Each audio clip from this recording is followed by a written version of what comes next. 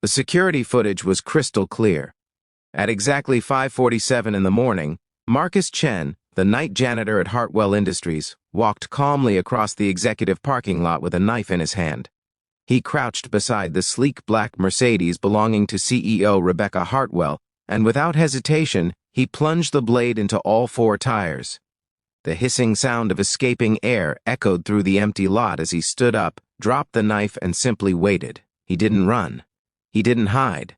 He just stood there in his worn uniform, his shoulders sagging under the weight of something far heavier than anyone could see, and waited for the police to arrive. By 7:30, Rebecca was supposed to be presenting the biggest deal of her career to international investors. Instead, she was standing in that parking lot, staring at her ruined vehicle and the broken man who had destroyed it, wondering what on earth could drive someone to throw their entire life away like this. If you believe in kindness and second chances, if you believe that sometimes the most shocking actions hide the most heartbreaking reasons, please hit that like button, drop a comment below, and subscribe to this channel.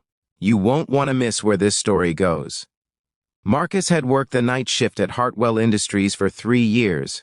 He was invisible to most people, the ghost who cleaned their offices while they slept, who emptied their trash and vacuumed their floors and made sure everything was pristine before they arrived each morning. He was a single father to 7-year-old Emma, a bright-eyed girl who loved drawing and asked questions about everything.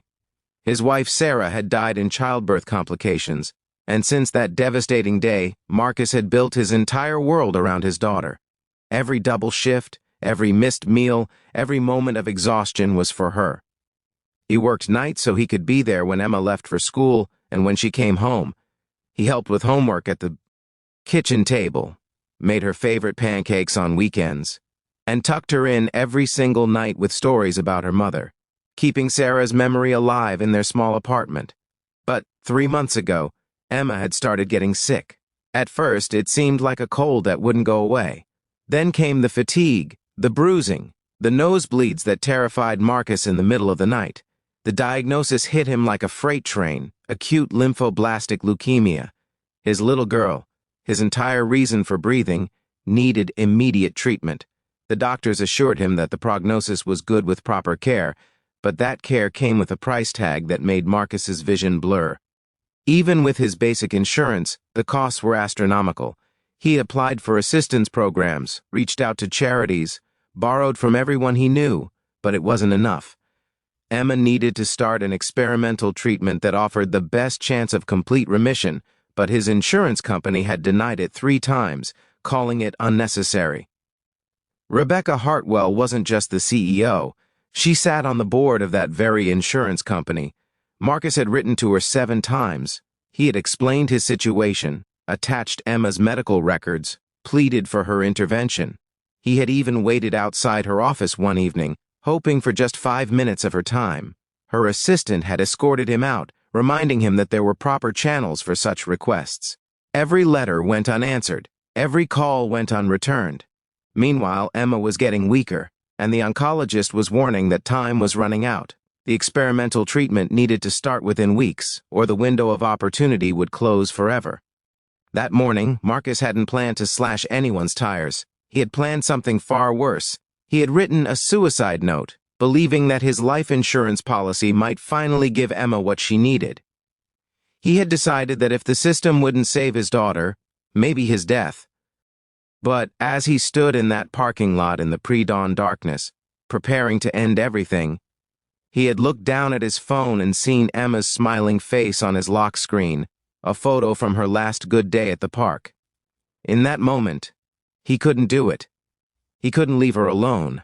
Instead, in a moment of desperate, irrational fury at the woman who represented every closed door and ignored plea, he had grabbed his utility knife and slashed those tires, knowing it would force someone to finally pay attention. When the police arrived, Marcus was arrested immediately. Rebecca insisted on pressing charges, but her assistant, a young woman named Janitor who had a conscience that wouldn't let her sleep, had quietly kept all of Marcus's letters. That morning, while her boss was dealing with police reports and arranging alternative transportation, Janitor walked into Rebecca's office and placed 7 letters on her desk. She told her boss that she wouldn't be silent anymore, that she had watched this company put profits over people for too long. She told Rebecca about Marcus, about Emma, about the dozens of similar cases they turned away every month, and then she quit. Rebecca sat alone in her office that afternoon, her important meeting postponed, reading those letters for the first time. She read about a father's love that knew no bounds, about a little girl who drew pictures of angels that looked like her mother, about medical bills that exceeded 3 years of a janitor's salary. She read Marcus's words, "I'm not asking for charity. I'm asking for mercy. I'm asking you to remember that behind every claim number is a human being, and my human being is 7 years old and deserves to live." If this story has touched your heart, if you're feeling something deep in your chest right now, please take a moment to like this video, share it with someone who needs to hear it, and leave a comment telling us what kindness means to you.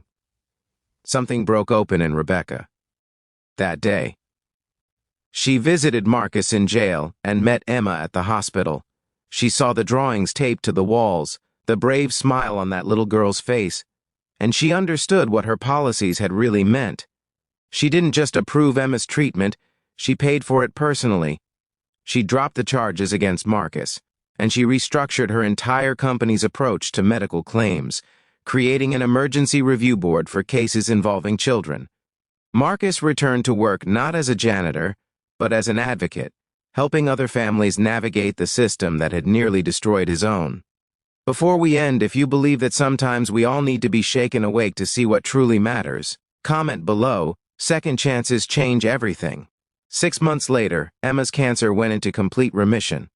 She drew a picture of her father as a superhero, and in the corner, she drew a woman with kind eyes who she labeled the lady who listened. Because sometimes the most shocking actions don't come from cruelty, but from love so desperate that it has nowhere else to go. And sometimes, just sometimes, even the hardest hearts can be reminded of their humanity.